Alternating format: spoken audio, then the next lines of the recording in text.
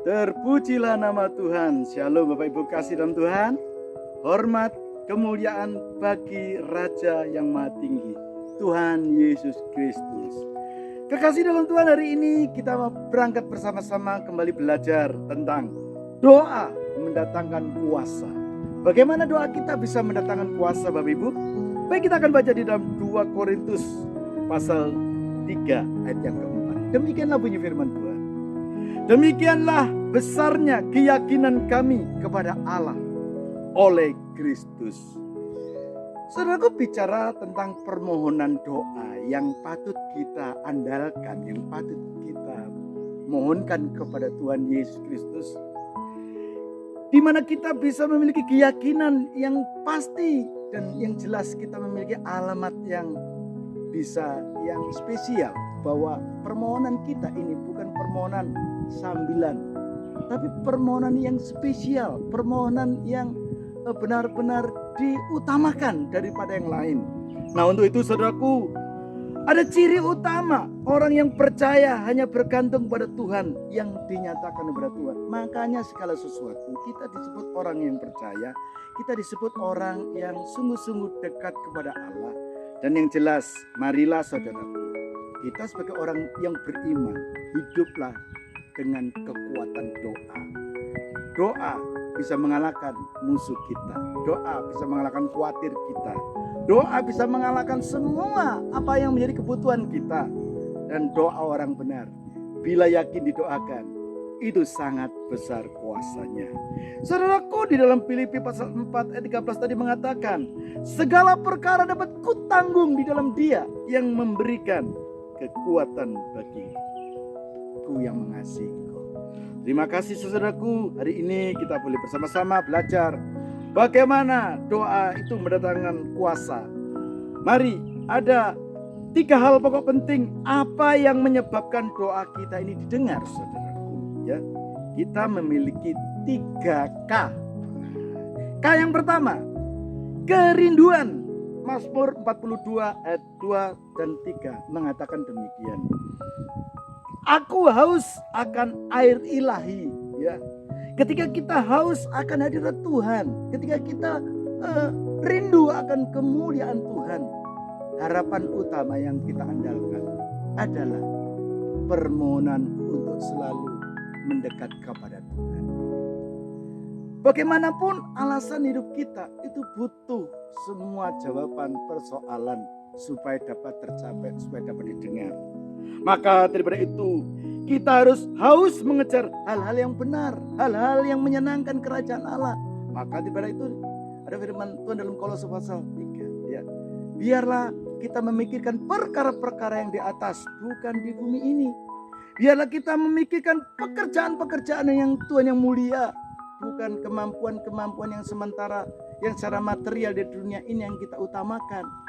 Saudaraku, kadang ada banyak anak-anak Tuhan yang lebih sibuk daripada semuanya. Bahkan sampai hari Senin sampai Jumat, ya, hari Senin sampai Jumat disebut Kristen tomat, ya. Sabtu sampai Minggu kita bertobat kembali lagi. Nah, kembali lagi Senin sampai Jumat bertobat untuk datang, ya, kepada Tuhan, ya. Kemudian yang jelas kita boleh mengerti rencana Tuhan. Di sini dikatakan kerinduan untuk mengejar hal-hal yang benar. Doa itu merupakan kerinduan yang amat sangat, ya. Jangan sampai kita sebagai orang Kristen hari-hari Senin sampai Jumat kumat. Kumat artinya apa? Kita mengikuti orang dunia ini. Orang dunia minum, ikut minum. Orang dunia judi, kita ikut judi. Orang dunia ikut tombol atau main segala sesuatu yang dunia berikan atau tawarkan, kita ikut semuanya. Bapak Ibu kekasih saudara, marilah kita mempersembahkan tubuh kita ini menjadi persembahan yang kudus, ya, dan yang berkenan kepada Tuhan, ya. Itu adalah ibadahmu yang sejati. Kemurnian hati kita ini merupakan alamat yang pasti, ya. Kesungguhan hati kita yang tanpa rekayasa ini yang sesungguhnya diharapkan oleh Tuhan, sehingga Tuhan memberikan belas kasih-Nya. Apa yang jelas, nampak doa kita selalu didengar oleh Tuhan. Maka di sini saudaraku, Doa adalah nafas kehidupan orang percaya. Tanpa doa, Bapak Ibu kekasih, tak mungkin kita mampu melakukan segala sesuatu. Hari-hari ini kita tahu dunia dalam perkembangannya ya tidak semulus yang kita harapkan. Tetapi berbahagialah, bersyukur hari ini Bapak Ibu hidup di bumi Indonesia. Hidup dengan berbagai persoalan, tapi saya bersyukur Indonesia penuh dengan kemuliaan. Dengan doa Indonesia akan dilindungi. Dengan doa negeri kita yang memiliki Pancasila, Undang-Undang Dasar 45. Demikian juga NKRI serta Bhinneka Tunggal Ika. Ya, saudara-saudaraku, 4 pilar ini sangat penting untuk menjaga garda kehidupan kita. Makanya kami bersyukur dengan doa. Mari kita banyak doa, supaya doa ada satu kekuatan ekstra daripada Tuhan. Yang kedua, apa yang menyebabkan doa kita ini didengar setelah kerinduan tadi? Yang kedua adalah keyakinan iman. Saudaraku, di dalam Matius 21 ayat 21 dikatakan bahwa kalau kita ini memiliki Allah, Allah kita ini adalah Allah yang mampu, Allah yang memberi jawaban tepat indah pada waktunya. Dan percayalah Bapak Ibu, doa kita ini adalah doa yang diandalkan dengan kepercayaan. Ya, doa yang kita andalkan ini kita harus yakin, kita harus memiliki satu kepastian. Ya, bukan ya kalau sempat oka-okaan. Ya, mari saudaraku yakinlah.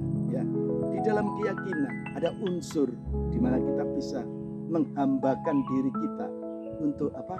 Selalu berharap sepenuhnya kepada Tuhan. Saya percaya ya, di dalam kehidupan kita sebagai orang yang beriman, yang percaya kepada Tuhan Yesus Kristus, bahwa Tuhan bukan memberi rancangan-rancangan yang gagal, tapi rancangan damai sejahtera di masa depan yang penuh dengan harapan. Bukan rancangan kecelakaan, bukan rancangan yang membawa hidup kita suram, hidup kita gak jelas, hidup kita yang penuh dengan berbagai macam masalah.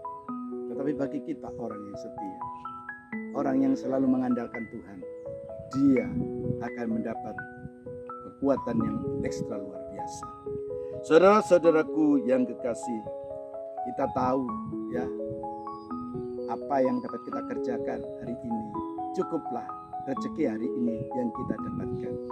Tetapi ketika kita yakin ya, di balik semua penderitaan ada maksud rencana Tuhan untuk menggocok iman kita.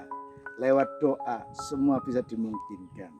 Saudara-saudaraku yang kami muliakan, setelah itu kembali apa yang menyebabkan doa kita didengar? Setelah kerinduan, setelah keyakinan iman kita, kita yang ketiga harus memiliki ketekunan. Ya. Apa itu tekun?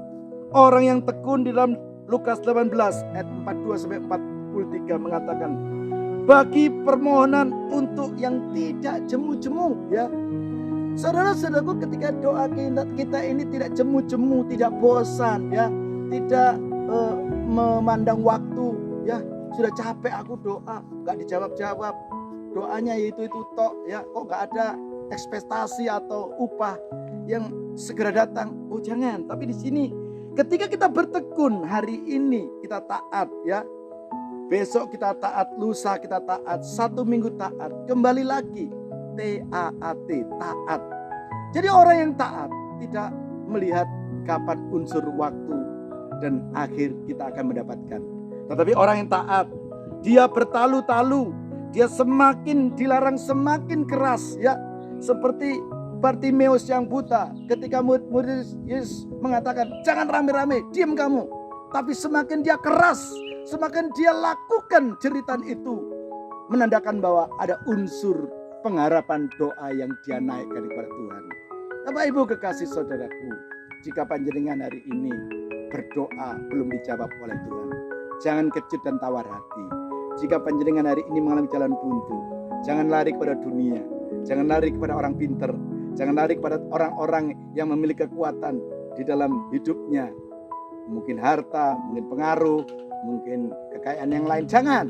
Tapi mari kita bertalu-talu, berseru, berteriak keras hanya kepada Tuhan, jalan pengharapan kita. Bapak Ibu kekasih dalam Tuhan, ingat, Bagaimana doa mendatangkan kuasa? Doa mendatangkan kuasa yang pertama, bahwa kita harus memiliki kerinduan. Yang kedua, kita harus memiliki keyakinan iman yang kokoh, keyakinan iman yang sungguh-sungguh. Dan yang ketiga, kita harus memiliki ketekunan. Orang yang tekun itu dihargai oleh Tuhan. Nah, Bapak Ibu kekasih saudaraku, mengapa umat Tuhan itu berdoa? Nah, ini jawaban penting.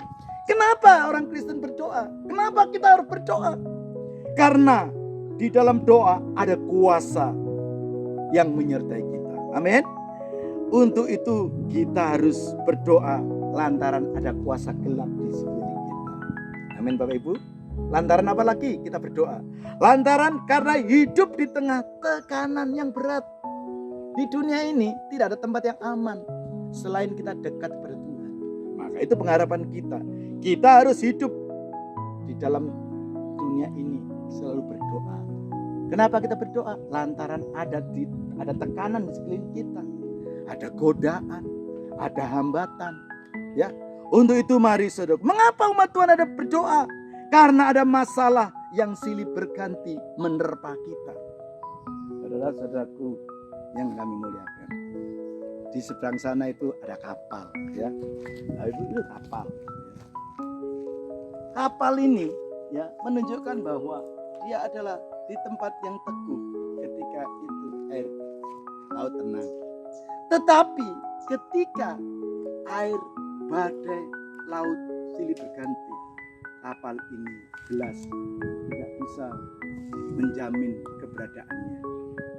Sama dengan kita sebagai orang yang percaya, di tengah ombak, di tengah badai silih berganti, kita memiliki pengharapan, yaitu doa kita kepada Tuhan. Kenapa kita berdoa? Karena banyaknya godaan iman dalam kehidupan kita. Dan yang terakhir, mengapa kita berdoa? Karena apa?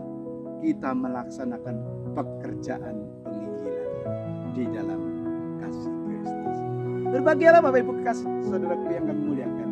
Hari ini kita bisa menikmati firman. Kiranya firman ini boleh menjadi berkat bagi kita semua. Yang percaya diberkati berkata, haleluya.